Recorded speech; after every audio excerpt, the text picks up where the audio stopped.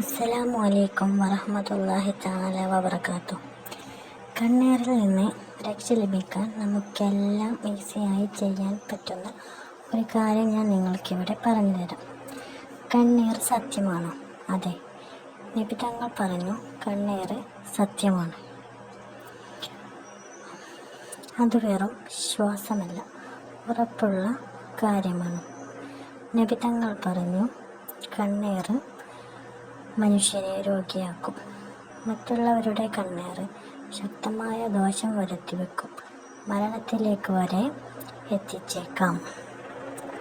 കണ്ണീർ എല്ലാവരും ഭയപ്പെടേണ്ട ഒരു കാര്യമാണ്. മുജറബാത്തുൽ സ്വാലിഹീൻ എന്ന കിതാബിൽ കാണാം, നമുക്ക് ആർക്കെങ്കിലും കണ്ണീർ തട്ടിയാൽ ഈ കാര്യം ചെയ്യുക. സൂറത്തുൽ മുൽക്ക് ഓതുക, അഥവാ തബാറക സൂറത്ത് ഒരു തവണ ഓതുക.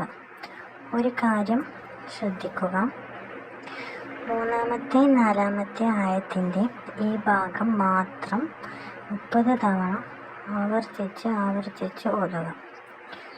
ഫർജഉൽ ബസറ ഹൽ തറാ മിൻ ഫുതൂർ, ഇതും സുമ്മർജഉൽ ബസറ കർറതൈനി യൻഖലിബു ഇലൈക്കൽ ബസറു ഖാസിൻ വഹുവ ഹസീർ എന്ന ഈ ആയത്തും 30 തവണ ഓതുക.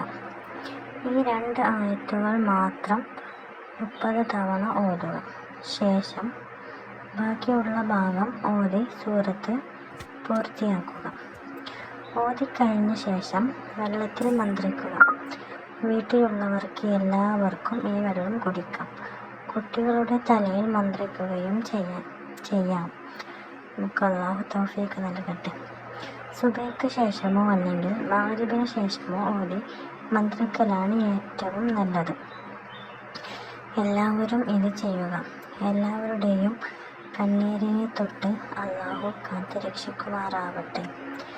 എല്ലാവിധ ഖൈറും ബറക്കത്തും അല്ലാഹു തആല നമുക്കെല്ലാവർക്കും നൽകി അനുഗ്രഹിക്കുമാറാവട്ടെ.